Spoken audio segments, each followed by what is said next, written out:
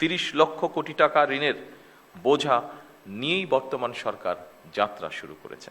ফ্যাসিবাদী শাসনামলে দুর্নীতি, লুটপাট রাষ্ট্র এবং জনগণকে ঋণগ্রস্ত করে ফেলেছিল সেই শাসনামল। 30 লক্ষ কোটি টাকা ঋণের বোঝা নিয়েই বর্তমান সরকার যাত্রা শুরু করেছে। আপনারা কম বেশি ধারণা অবশ্যই আপনাদের আছে যে আমরা দেখেছি বিগত সরকারের সময় দেশকে একটা আমদানি নির্ভর রাষ্ট্রে পরিণত করে ফেলা হয়েছিল।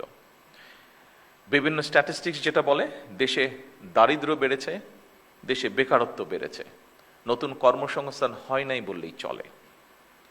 প্রতিটি সাংবিধানিক এবং বিধিবিদ্ধ প্রতিষ্ঠানকে বলা যায় অকার্যকর করে ফেলা হয়েছিল। আপনারা মনে হয় তার সবচেয়ে বড় উদাহরণ, যেহেতু আপনার প্রশাসনে বিভিন্ন জায়গায় আছেন, বিভিন্ন জায়গায় কাজ করছেন। বিচার বিভাগ, নির্বাচন কমিশন, দুদক সবকিছুই ছিল অকার্যকর। শিক্ষা, স্বাস্থ্য সব সেক্টরই বলা যায় ভঙ্গুর অবস্থা। অপরদিকে বর্তমানে যুদ্ধ পরিস্থিতি ও নতুন সরকারের সামনে একটি চ্যালেঞ্জ হয়ে দাঁড়িয়েছে।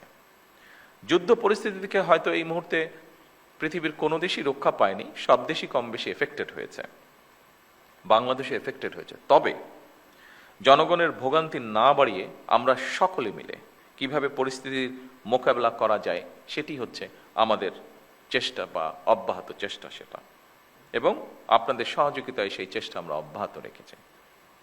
ঠিক এই পরিস্থিতি মোকাবেলা করেই কিন্তু বর্তমান সরকার দেশের আবহমান কালের ধর্মীয় সামাজিক মূল্যবোধের আলোকে একটি ন্যায়ভিত্তিক কল্যাণ রাষ্ট্র প্রতিষ্ঠা করতে চাইছি আমরা, এবং এই লক্ষ্যকে বাস্তবায়নে সরকার দেশের প্রতিটি শ্রেণী পেশার মানুষের জীবন মান উন্নয়নের বিভিন্ন পদক্ষেপের বাস্তবায়ন কাজ শুরু করেছে।